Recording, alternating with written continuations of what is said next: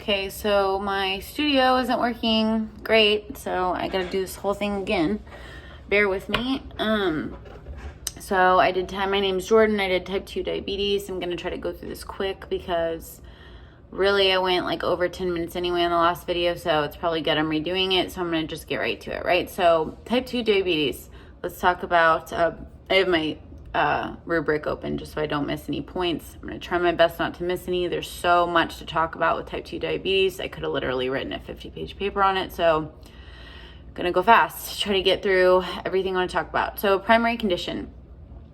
The two main problems at the infancy of type 2 diabetes in its dysregulation are going to be pancreatic B cell dysfunction and lipotoxicity with like adipose tissue dysfunction. Okay, so the initial problem is overnutrition, overeating, overconsuming calories. It might not even be overeating, it might just be overconsumption of calories, which, if you're eating nutrient devoid, calorie dense food, that's going to happen, and malnourishment will happen as well. So basically what happens is you have dyslipidemia, so excess lipids in the blood. And then what happens is your adipose tissue cannot adequately take in, all those lipids for fat storage. And so there's excess lipids in the blood. And what happens is because the adipocytes can't take it in anymore, those lipids start to build up in the ectopic tissues like the blood, or like the heart, the liver, the lungs, heart, liver, skeletal muscle, and so it causes a lot of excess inflammation and oxidative stress. And then also, not only that, it causes insulin receptors on and in those cells to be dysregulated and to dysfunction and to not allow insulin into the cell for glycogen, to create glycogen, right? And so because that's not happening, the inside of the cell is not able to send this cascade of signals to the rest of the body to say like, hey, we've had enough insulin, because we're creating glycogen. And so the body is not getting those signals. So what's happening is the pancreatic B cells in the pancreas are overproducing insulin because we're like, oh, well, insulin's not doing its job, so we must need more to get that glycogen in there. And then also the body is not sending the signal like, oh, we're producing glycogen. And so the liver is like, oh, well, we must need more sugar. And so the liver is actively breaking down glycogen into sugar and actively breaking down fats and proteins from gluconeogenesis into sugar. So we're having glycogenolysis from the liver, we're having gluconeogenesis from the liver, and then the pancreatic cells are just cranking out insulin, which puts a lot of oxidative stress on those cells, and a lot of endoplasmic reticulum stress on those cells. And then what happens is there's a mass die-off. So you'll see that there's 40 to 65% reduced levels of pancreatic B cells in diabetics versus non-diabetics, which is insane, huge number. And that's literally just from overstimulating, overexciting, and overstressing those cells. And then also what happens is there's a lack of differentiation. So what's happening is there's not a way for those new cells to be created because differentiation isn't helping them to be like, oh, well, you need to become a pancreatic B cell, So that's not happening either. So not only do you have excess circulating insulin because the insulin receptor and sugar because the insulin receptors aren't working, you also have excess sugar being actively created in the body even when you're not eating, right? From the liver and from gluconeogenesis and glycogenolysis. So big problems. And then what's happening is those things are causing other problems. Obviously insulin is metabolic syndrome, but like you can develop all kinds of things from this. You can develop cardiovascular disease, chronic kidney disease, non-alcoholic fatty liver disease, hypertension, It's also going to decrease your HDL cholesterol and increase your small particle LDLs. It's just bad news. So there's just a lot of different things firing and misfiring and just compounding upon each other. So that's like the metabolic cause, I'm looking at the rubric to make sure I don't miss anything. Let's see, diagnosis. So there's lots of different tests that you can do to find out if you're diabetic. So you can do fasting blood sugar, you can do glucose tolerance, you can do oral glucose tolerance, or you can do postprandial blood sugar. Typically for those tests, if your blood sugar is below 200, you can be in the clear. You're not diabetic, but you could be pre-diabetic. So you definitely want to get those a second opinion and get that retested. I personally, gold standard, and that's what's used today for everything is HbA1c. So if your HbA1c is above 5.7%, you're pre-diabetic, and if you're above 6.5%, you are diabetic. And then I forgot to mention, going back really quick with the oral glucose tolerance, so that can be a really good indicator, because if you have glucose in the urine, that is like automatic you have diabetes. Of course, you want to get, another second opinion because the test could have been faulty or whatever. But that's a really good indicator. But still, I would recommend getting your HbA1c checked. And that's also a really great way to kind of, as far as like we're talking about on the rubric, as far as,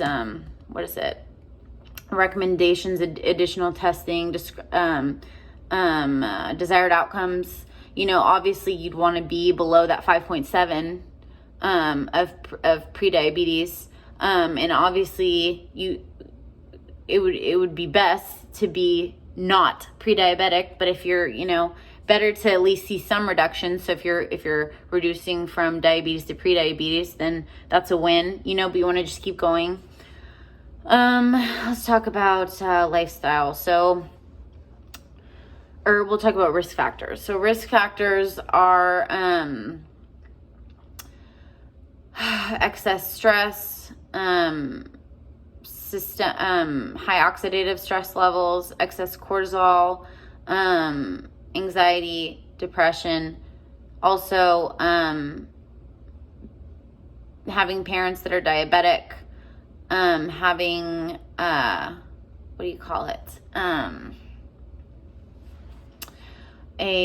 high waist circumference or a disproportionate waist circumference to the rest of your body, because waist circumference tends to, abdominal obesity tends to coincide with insulin resistance. Specifically, insulin is a hormone, so that's something to watch out for. Do we see high anxiety and depression, and obviously high blood pressure, and a lot of conditions with type 2 diabetes are bidirectional, which basically means like they can cause diabetes, but they can also be caused by diabetes. So all those things earlier that I was talking about, the chronic kidney disease, non-alcoholic fatty liver disease, hypertension, cardiovascular disease, all those can cause diabetes or be caused by diabetes. So those are also risk factors. Also, a lot of times minorities will be in higher numbers because they're more prone to vitamin D deficiency because of the more melanin they have, and that's like just with any disease. So looking out for that, and we'll talk about more on vitamin D in a minute.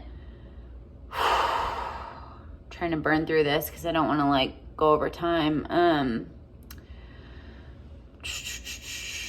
The hallmark signs and symptoms are polyuria, so super diluted urine with glucose in the urine, obviously, and then polydipsia and polyphagia, which are excessive thirst and excessive hunger. So those are like the three main ones, but you can also have lots of different signs and symptoms, like ranging from really mild stuff to like arthritis, edema, skin problems, headaches. Like those can be attributed to type 2 diabetes, but they can also be unrelated and related to another chronic illness, you know. And then also you'll have things like anthocyaninosis niagricans, which is like those dark spots on the skin. So you can look for that in your physical. Also, if you have a patient that has really, really bad diabetes and it's very poorly managed, you'll even see black hairy tongue, which honestly, like, so disgusting. Very not normal. That would be like a really bad case. Let me see what else. Sometimes poor vision can be a symptom. So really just paying attention to those things. And of course with the outcomes, you want to see a reduction, you know, in a lot of those, especially those of the skin and of the tongue. And of the body mass index. Although body mass index isn't always an indicator, because sometimes visceral fat trumps body mass index. So, you know, if you have someone with an abnormally high level of visceral fat, they're going to be more at risk than someone with just a regular high BMI. So that's something to pay attention to, and that's just because of the fat buildup in those ectopic tissues like we talked about. Let's see. Talked about signs and symptoms. We talked about risk factors. Let's talk about lifestyle modifications. So obviously it's not just overnutrition that causes this. It's a lack of physical activity. So we're not burning those calories, and that's just, you know, the very tip of the iceberg there. Physical activity can help to regulate your circadian rhythm. It can help to increase insulin resistance. It can help to reduce stress, you know. So like there's so many infinite benefits of working out. Now that's not to say you need to over stress your body or over work out. Definitely not, because that's just going to create more sympathetic nervous system activation and cause more stress on the body. But, you know, doing a little bit of walking every day, kayaking, hiking, yoga, you know, whatever floats your boat. So increasing your physical activity can go a long way. Decreasing your sedentary lifestyle, being more social, hanging out with people who have good habits, not hanging out with people who have bad habits, who are gonna, you know, kind of reinforce a bad lifestyle. And that can also help with anxiety and depression, and isolation. And let's see, reduction of environmental toxins and stressors. So, you know, reduce your phthalates, reduce your EMF radiation and your blue light for your circadian rhythm, reduce your toxic cleaning chemicals, reduce your exposure to pesticides, buy organic whole foods. Stop buying things in boxes that say heart healthy. Stop buying things in boxes and in bags, you know, that are processed. Like, quit with the cereal and the bread and the gluten and the processed dairy and processed meats, farmed salmon or farmed fish. You know, all that stuff is super inflammatory. So just really kind of, well, I guess we'll get to diet in a second with micronutrients, so getting ahead of myself. But back to lifestyle. I can't remember if I talked more about circadian rhythm in the last one, or if I didn't touch on it as much, but circadian rhythm is so important. It can really help to reduce to, you know, help your parasympathetic nervous system, help your body to calm down and rest and digest. Typically 7-8 hours is desirable for any person a night, but it's super important with diabetes. So they're finding that it can be as bad as a 9% increase of risk of diabetes with each additional hour that you're missing a night. chronically, right? So if you're missing like 2-3 hours a night, the risk factor is so high. And I think that goes back to just regulating your nervous system, and how we're just in that go mentality all the time, and we're just not paying attention to regulating our nervous system. And I think that you can find that with any incidence of disease, that if you really take the time to regulate your nervous system, you're going to see a decrease in signs and symptoms, and an increase in health and wellness and longevity and quality of life. Let's see. Let's go to vitamins and minerals. So, before I talk about that, I want to talk about the importance of just an anti-inflammatory diet and a whole food diet. So, I would recommend, my favorite diet plan is Mediterranean, but really, if I'm going to give my clients something, I'm going to suggest that they look up the anti-inflammatory diet pyramid on Google. Great resource. It's interactive. I have found that it has helped me with a lot with my problems. I felt that it's helped the people that I have, done diet plans with, for colitis and all kinds of things. It's been really helpful to pretty much everyone I've worked with and myself. So I really am big on that. Lots of herbs, lots of vegetables, lots of fruit. So we'll get into the vitamins and minerals now. So vitamin D, so 25 hydroxy vitamin D, you want to get that. I'm really big on, you can get it from the sun, but you can supplement it also. You're not going to get the toxicity from the sun like you would if you're over supplementing like 10,000 IUs a day with vitamin D, where you would get like headaches and nasty things like that. You wouldn't get the toxicities with the sun exposure. So I would recommend, 15 to 30 minutes a day, depending on like your melanin content of your skin. Oh, so that's going to help a lot with your insulin, and also with your oxidative stress, and also your parasympathetic activation, in your circadian rhythm. So it helps with a lot of things. But even your calcium regulation, we'll talk more about that in a minute.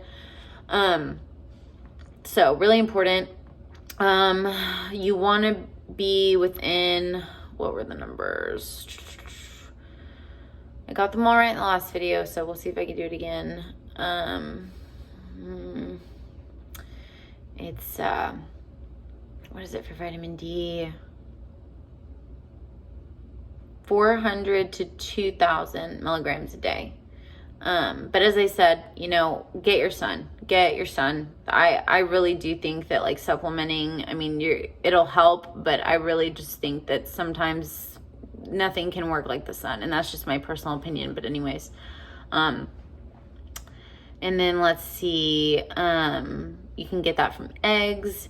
You can get it from sardines. And then the next one would be vitamin A, vitamin C, vitamin E. So we'll go through those. So vitamin A, you want to look at retinol specifically, and beta carotene. So beta carotene is going to be from like your bell peppers and your carrots. Beta carotene is going to act more as an antioxidant to combat oxidative stress, and then retinol is going to act more to help with insulin and pancreatic B cells. So with your supplementation, you want to be within let me think, it's 600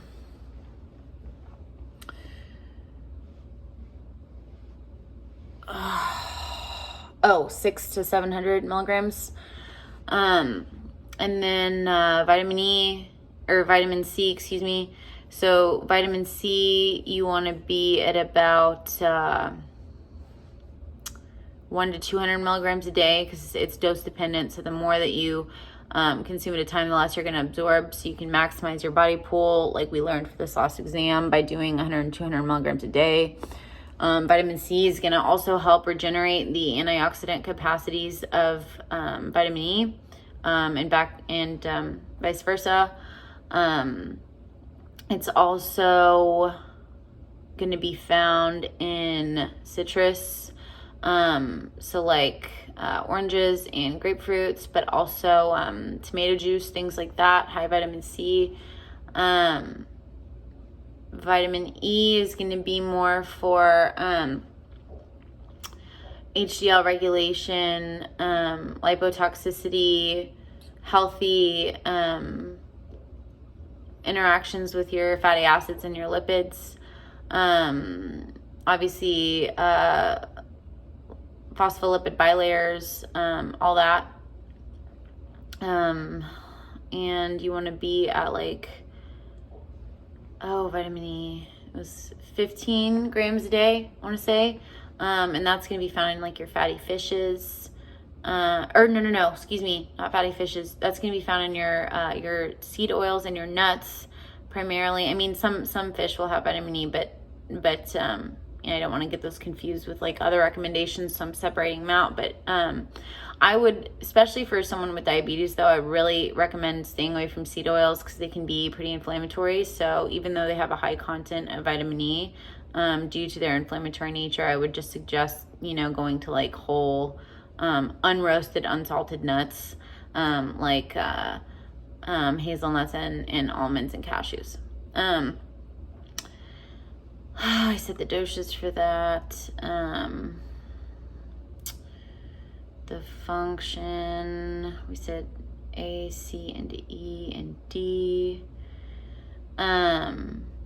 We'll talk about minerals now. So we'll talk about zinc, and calcium, and magnesium and potassium.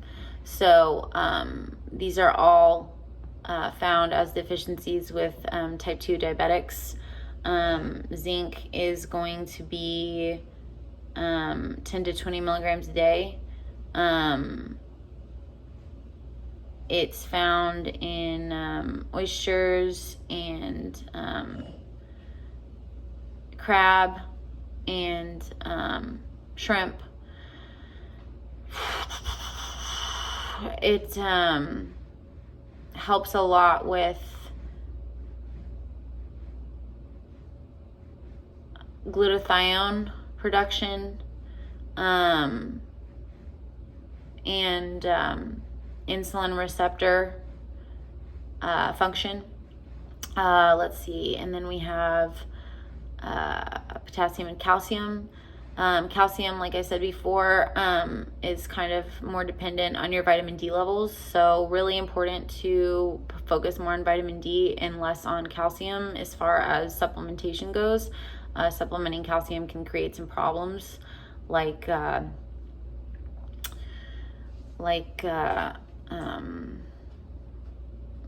just calcification of arteries and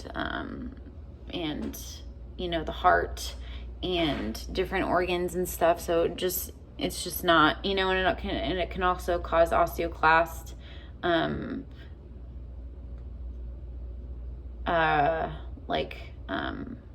osteoclast functions in the bones. So you're like losing calcification of your bones.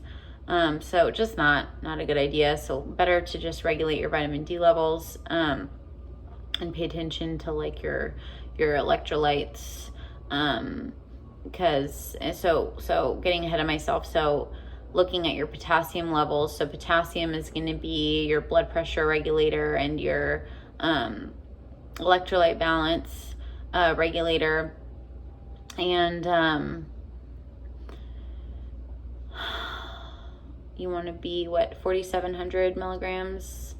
So you can find that in bananas and leafy greens. Potassium is a big one. It's going to also help to regulate your ROS pathway, which I could literally write like a 50-page paper on the ROS pathway. Super, super complex, something that gets really, really messed up with type 2 diabetes, so much so that, we've been studying it for like 100 years and still we have such an elementary grasp on the ROS pathway. So something to definitely keep studying. And then magnesium. So magnesium, you want to be 300 to 600 milligrams. It can be found in like halibut and spinach. Yeah. And it also helps with your insulin receptors. It also helps with glutathione. It's also going to help with blood pressure. You can over supplement it and cause too low of blood pressure, so be careful with that. But it's magnesium's great, and most people are deficient in it, so that's a super important one. And then what have I not talked about? I'm like over by 5 minutes, so I don't want to go too crazy. But obviously you want to reduce symptoms. You want to retest, get the HbA1c down, get those blood sugar levels down, and really just regulate the nervous system and help to create better quality of life for your client. And I think the best way to do that is really just to psychologically help them understand that lifestyle and diet are the way to go, not medication. So, also really quick, I think it's really important for us as nutritionists to focus on the diet portion as far as supplementation goes. I think whole foods need to be the first line of defense. If people with type 2 diabetes are chronically like malabsorbed, and if someone is having really bad malabsorption, there's no telling if they're going to really actually absorb the supplements that you're giving them. So whole food emphasis first, really explain that to them. And yeah, so I don't want to go too much over, so that's it.